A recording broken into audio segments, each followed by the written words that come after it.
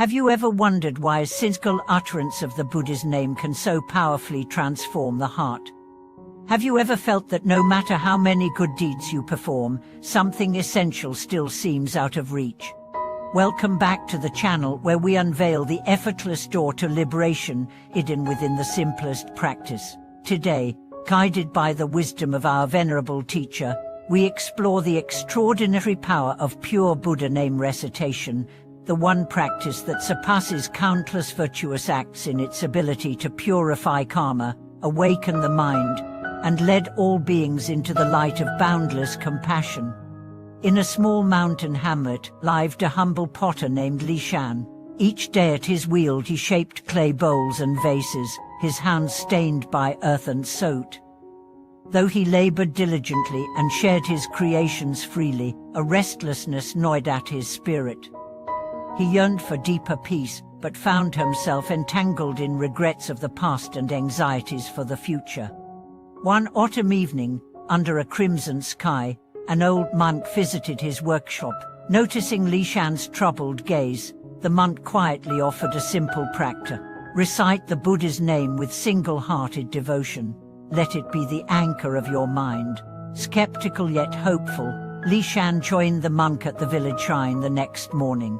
As sunlight filtered through ancient pines, he intoned the sacred syllables, a me too fo, slowly, deliberately, letting each tone resonate in his chest.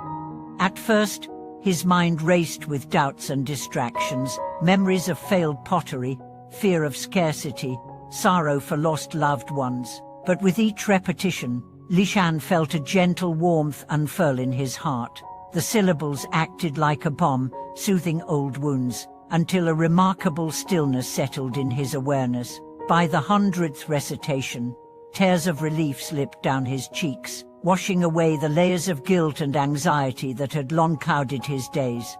As weeks passed, Li Shan wove the Buddha name into every moment. He chanted while molding clay, the rhythmic wheel turning in harmony with his breath. He recited as he carried water from the stream, each drop echoing the vow of infinite compassion. At night, he lay beneath the stars, the chant flowing like a river through his mind, guiding him into dreams of boundless light. Neighbors began to notice a profound change. Visitors to his workshop felt a palpable calm before a single word was spoken. A traveler once described the air around Li Shan's home as thick with peace, and many stayed longer than planned, breathing in the quiet blessing. Even those who had never practiced Dharma felt their hearts soften in his presence.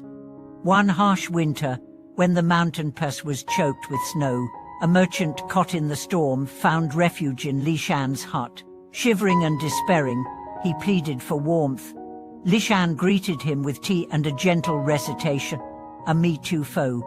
As the merchant listened, his body thawed and his heart brightened. He later confessed that he had been on the brink of giving up all hopes in life, yet the simple sound of the Buddha name rekindled a spark of faith so strong that he vowed to carry it wherever he traveled. Through these experiences, Li Shan came to understand the threefold greatness of Buddha name recitation. First, it purifies the heaviest karma at its source by uprooting ignorance and ill will with the clarity of devotion. Second, it awakens the innate Buddha nature in all beings, revealing our true, luminous mind. Third, it gathers all meritorious qualities, compassion, wisdom, and skillful means into a single practice accessible to anyone, regardless of capacity or circumstance. May this teaching inspire you to embrace the power of the Buddha's name in every moment.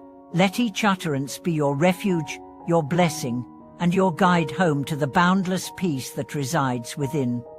As the seasons turned once more, Li Shan found that the simple practice of reciting the me too fo had woven itself into the very fabric of his daily life. No longer did he reserve the Buddha name for formal moments at the shrine. Instead, each breath became an opportunity to reconnect with boundless compassion.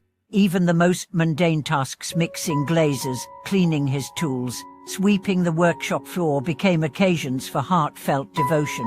He noticed that as he uttered the sacred syllables, his movements grew more deliberate, his attention more acute, and his heart more open to the silent needs of those around him. One morning, a group of children from the village arrived at his doorstep, clutching broken ties and tattered dolls. Their eyes brimmed with tears as they asked Lishan to restore what had been lost. Without hesitation, he invited them inside, encouraged them to recite "To Meet You Foe" together, and then set about repairing each beloved plaything. As he worked, the steady chant created a gentle atmosphere of healing, and the children's fears and disappointments softened into laughter. When he handed back the mended toes, the little ones ran off to play, their joy echoing the purity of the Buddha name itself. Word of these small miracles spread quickly, and travelers began to seek out Lishan, not only for his beautiful pottery but for the quiet sanctuary he embodied. Many asked how they too might access this wellspring of peace. He taught them that sincerity of mind matters more than elaborate ritual. You speak the name as you would call a beloved friend, softly, steadily, and with an open heart. As newcomers practiced, Lishan observed how even a single recitation could calm racing thoughts and dissolve the knots of worry that so often bind the mind. On particularly difficult days, when illness swept through the hamlet, or when grief shadowed his own heart, Lishan discovered that the Buddha name offered both comfort and clarity.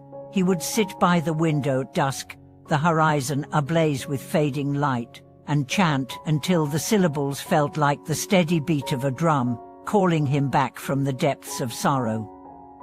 In those moments, he realized that true refuge is found not in escaping suffering, but in embracing it gently, allowing the compassionate sound to cradle every trembling emotion. Through countless mornings and endless dusk till dawn practices, Lishan's life became a living testament to the boundless merits of Buddha name recitation. His workshop blossomed into a place of quiet harmony, where visitors found solace simply by breathing in the sacred resonance that permeated the air. And though the wheel of his forge continued its steady turning, it was clear that the most profound transformation had taken place not in clay or flame, but in the hearts of all who bore witness to the power of a single, devoted name.